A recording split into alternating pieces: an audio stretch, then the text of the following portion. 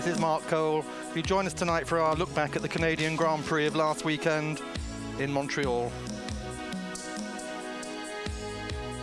Montreal, Canada's second city, home to the 1967 Expo, and then in 1976, the Olympics. It's a city built on the St. Lawrence Seaway, Canada's principal river. A very beautiful city. It's French, but it's also home to the Canadian Grand Prix on an island in the middle of the St. Lawrence, the Ile Notre Dame, where the Circuit Gilles Villeneuve, named after Canada's Formula One hero who was killed in 1982, in his honor. It was here in 1977 that Niki Lauda retired for the first time. And then in 1982, Riccardo Paletti was killed in a start line accident. Since then, Canada has hosted another 14 Grand Prix on the Ile Notre Dame circuit. Last year's in 1992, still remembered by many as the one in which Nigel Mansell and Ayrton Senna came to grief. Let's look at this year's race anyway. Here are the teams arriving, the long trip from Europe to Canada. The Williams crew unloading. These are the flight cases. Lotus, meanwhile, finding more important things to do. Work up and down the pit lane.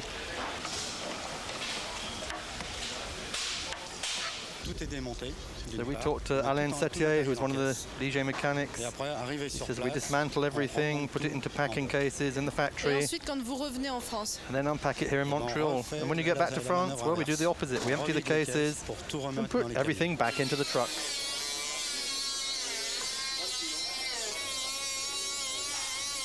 Laurent Chistel has been a mechanic with Ligier for 4 years now.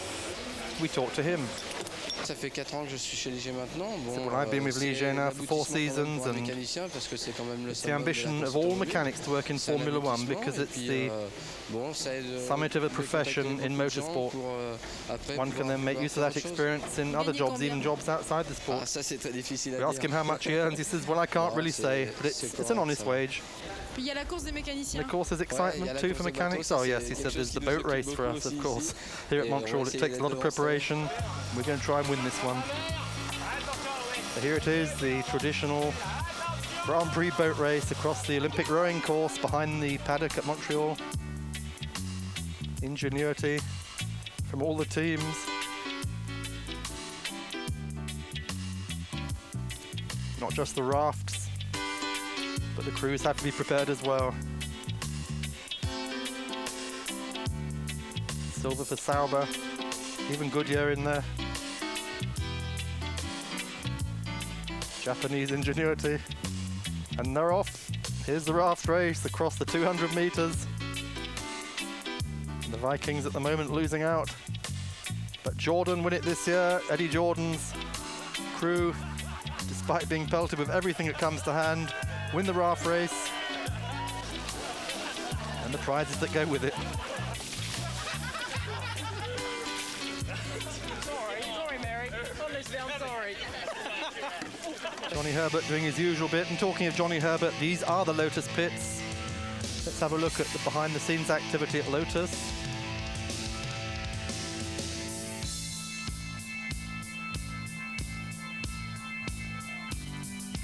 Alessandro Zanardi, Johnny Herbert, a 6th place for Zanardi this year, and a 7th and an 8th. Johnny Herbert a 4th place, 2 4th places and an 8th. Team powered by Ford. Basically the same engine that is also enjoyed by McLaren and by Minardi. The work is the same wherever you go. Here it's nice, Peter Vale. Some nice water to look at the back. But yeah, Canada's a special place. Montreal's a really good town, never goes to sleep, it's always alive. There's a lot of packing up and unpacking to do. You know, before we've got a lot of things to set up and get out of boxes, and then on Sunday night there's always a lot of packing up. But all the guys are pretty keen to get out of the place, everything gets done pretty quickly.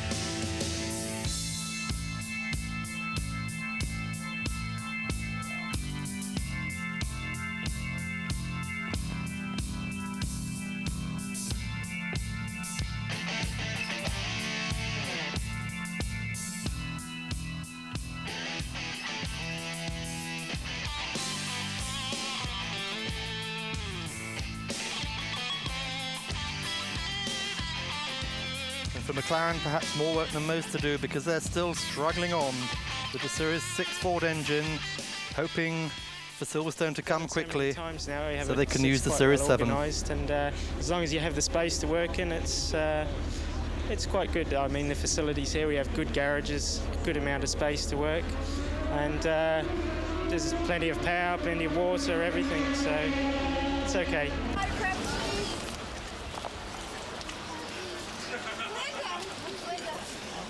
Thank you. Good luck, Jürgen. Thank you.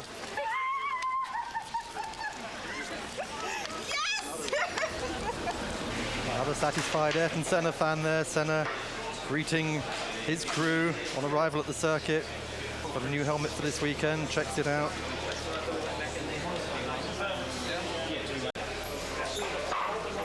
Work continues.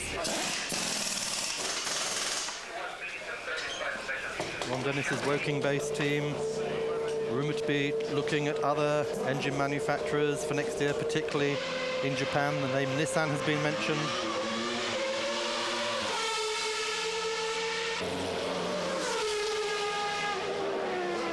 One thing's for certain, if Ron Dennis and McLaren keep up their tradition, they'll be back up front next year challenging Williams-Renault for the World Championship. Try as he might, Senna just couldn't come to terms with the circuit. Gilles Villeneuve at the weekend. Finishing 8th on a 1:21.706. Quite obviously losing interest in the car towards the end of qualifying.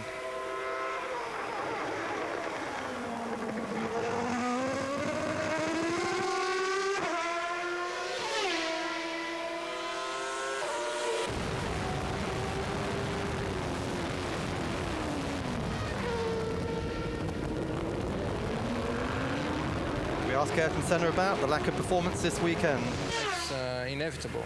I think this year we have done extremely well so far, and it was only a question of time. We would have some situation like here at this weekend where technically it's just impossible for us to compete and to cope with the competitors. So as a result, we were struggling to be in the top eight place. So 8th and 12th for McLaren, their lowest grid position in many, many years. Too many anyone would care to remember.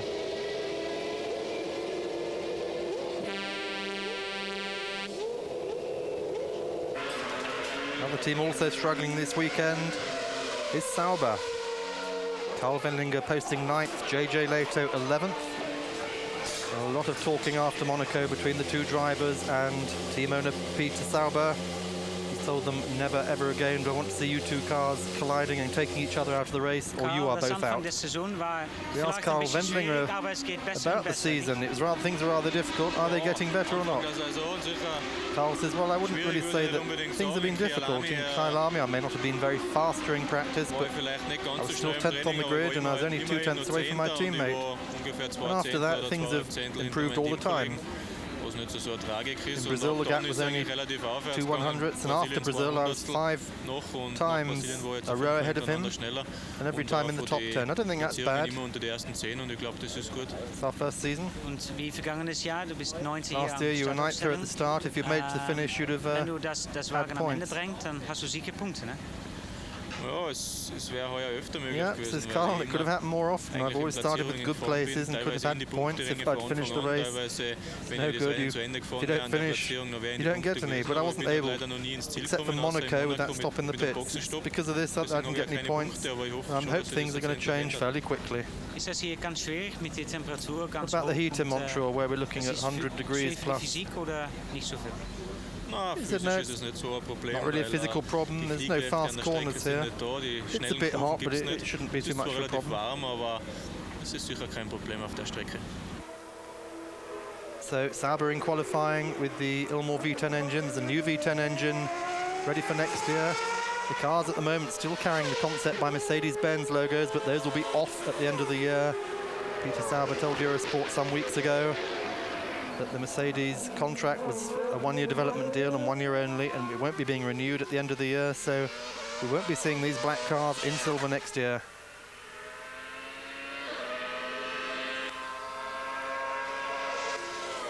So Leto, 11th fastest on a 122.198, just 2 places behind Wendlinger on 121.813. The car doesn't seem to handle very well. I think that I'm happier than for the last 3 races I have been, because we changed the dampers and we changed quite a lot of things for the car, and it was much better. I mean, I was only a couple of tenths off from Carl now, and the car is not still the perfect, but I was very happy. I was doing a lot of full tank testing in the morning, and I have to say we were pretty quick, and I'm looking forward for the race. And I'm very happy because the qualifying was very, very good. Unfortunately today it was a slower day, and we still tried a lot of different setups with 2 different sets in the qualifying, and the second set was better tire-wise, but we didn't have any downforce, so I was sliding a little bit all over the place.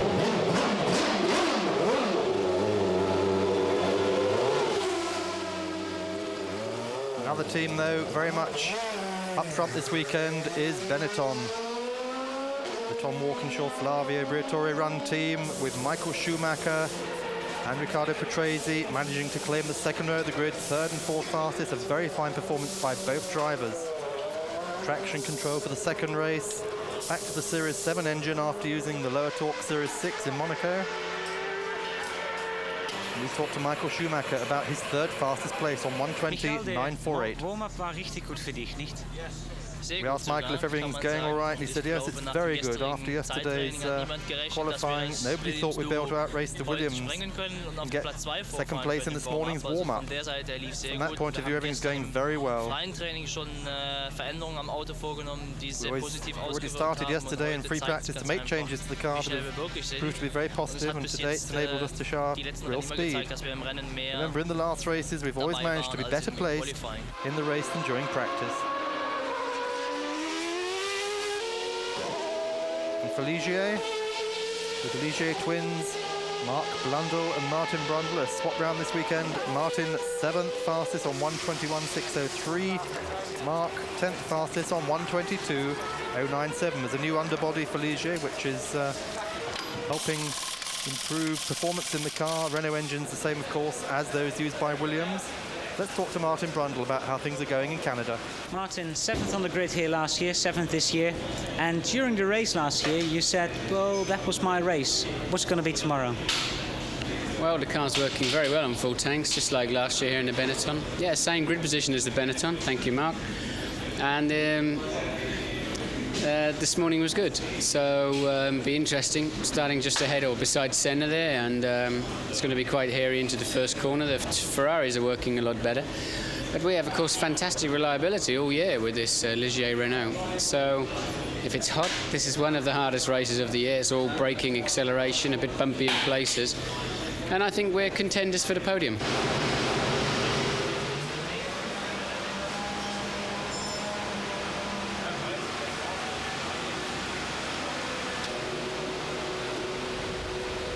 What is that? Water.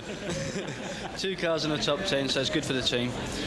But I'm a little bit unhappy with my performance today, and I'm going to change to the T car ready for tomorrow.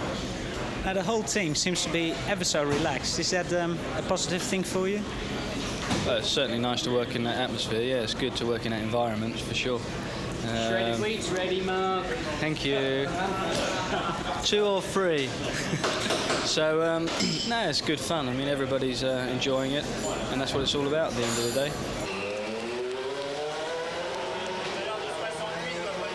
Damon putting in another of those impressive performances, which has stamped his career this year, 2nd fastest behind Alan Prost. Today was a little bit of a slower day, yes. So 2nd again. Yes, I was not so happy with today. We changed the setup overnight and thought we'd made it better, but I think we made it worse because I was actually slower. Alan got to within a couple of tenths of his time yesterday, and but I never got to within more than about 6 tenths. I mean, it's just, I think we may have gone backwards on the car today. One man not going backwards, Alain Prost, 3 times world champion. A stunning performance here, 1 minute 18.987 seconds. Taking more than a second off Senna's pole time of last year, and giving Williams not only their 59th pole position, but their 16th in a row.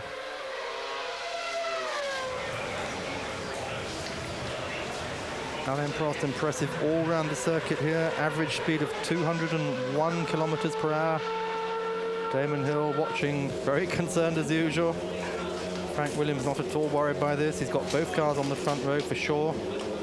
So we talked to Alain Prost. Alain, before the qualifying sessions, you said it's very hard to get your setup right at this circuit, so you must be really happy with your 27th pole position. Yeah, I'm very pleased, not only because of the pole, for sure it's quite interesting, but especially because the car is performing very well, and the job the team has done in the last few weeks is really good, and we improved the car, I mean, especially on the chassis side, and I'm quite pleased about the car now. Yeah, when you look on the inboard camera, especially on Damon's car facing backwards, you can really see the active suspension work, and the car seems to be riding the bumps very well. Yeah, on this track I was a bit worried before I came here, and I thought it could be much more bumpy, and it's not too bad. Yeah, it's not too bad. So 6 races so far this year, 3 wins for Prost, but 3 wins for Senna. We asked Patrick Head, Williams designer, has he been disappointed they haven't taken all 6 with the car that should, of course, have completely wiped the board?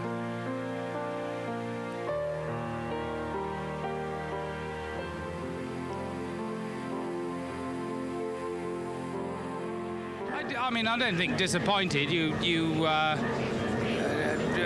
you are the type of person who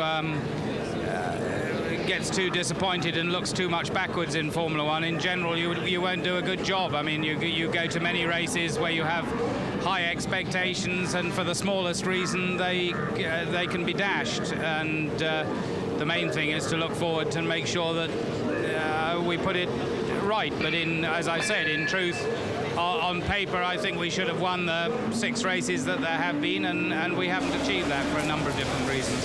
Undoubtedly, there's no doubt about it that in Formula One at the moment, Alain Prost and Ayrton Senna, between them, are in a class of their own. And I am very confident that Alain can get the results he needs to win the World Championship this year. We've been testing quite a lot recently with an ABS system, an anti-lock braking system, and we should be running that. I'd be very surprised if we don't have it on the cars at Magny-Cours. We have some resonance within the active suspension system, which I think is, for anybody who does an active suspension system, they'll know exactly what I mean in talking about that, and getting that resonance. It's in truth, it looks like a bounce in the car. Getting that under control is a major part of achieving a good active suspension system, and at some circuits we achieve that, and at some circuits we don't. In the next few days,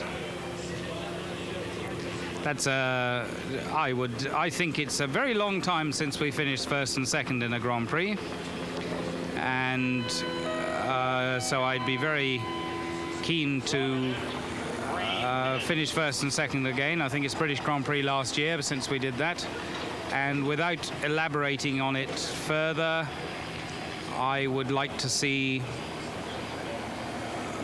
Formula One motor racing managed in a more professional and a more mature manner, and that would make me extremely happy. Patrick Head speaking for a number of the teams there, because